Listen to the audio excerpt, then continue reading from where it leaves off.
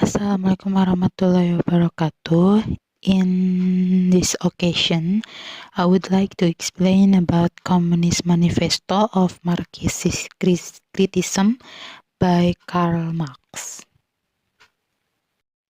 Okay, in this section, I will tell about the table of content. First, there is introduction, and then the author, the object, the general review, and the final is conclusion. Okay, introduction of the Communist Manifesto is divided into a preamble and 4 sections. The introduction begins a spectre is haunting Europe, the spectre of communists, pointing out that it was widespread for politicians, both those in government and those in the opposition, to label their opponent as communists. The author infers that those in power acknowledge communism to be a power in itself. According to the elders, societies in history had taken the form of an oppressed majority exploited by an oppressive minority. Now it's about the authors. Karl Heinrich Marx was born on 5 May 1818 to Heinrich Marx and Henry Presburg.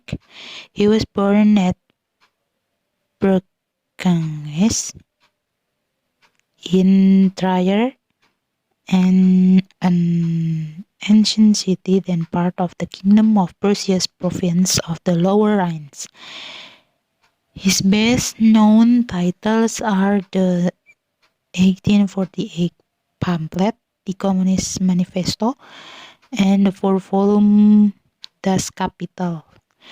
Marx's political and philosophical thought had enormous influence on subsequent intellectual, economic, and political history. His name has been used as an adjective, a noun, and a school of social theory. Marx's critical theories about society, economics, and politics, collectively understood as Marxism, hold that human societies develop through class conflict. The object. Who wrote the Communist Manifesto?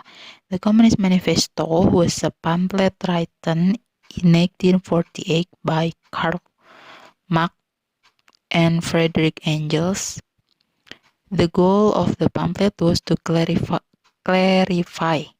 the platform of the Communist Party by effectively laying out its goals and rationale. The thesis of the work is that the working class should and ultimately must overthrow capitalism by seizing the means of production and government. The Communist Manifesto was written in 1847 as there was a growing sense that there would soon be a revolution. At the time, industrialization was cruelly underway and the working conditions for most people were inhuman. Moreover, general discontent was growing as people took notice of extreme inequality. The general review.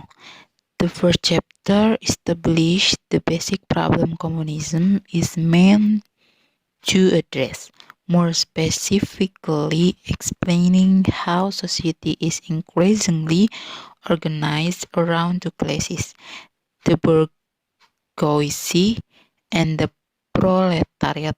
Society is structured by the conflict between those two classes, wherein the bourgeoisie exploits and dominates the proletariat.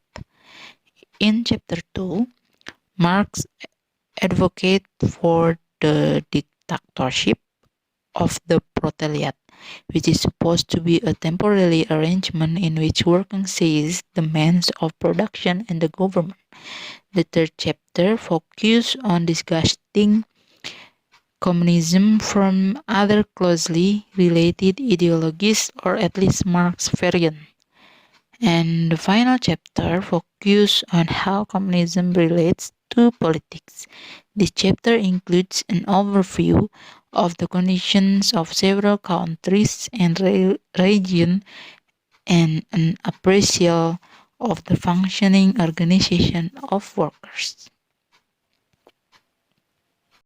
The conclusion is, overall, the Communist Manifesto of Marxist criticism by Karl Marx explain about kind of socialism that was being advocated at the time. Marx and Engels considered the varieties of socialism before them to be utopian in large measure because they presented the vision of an ideal society with no sense of history.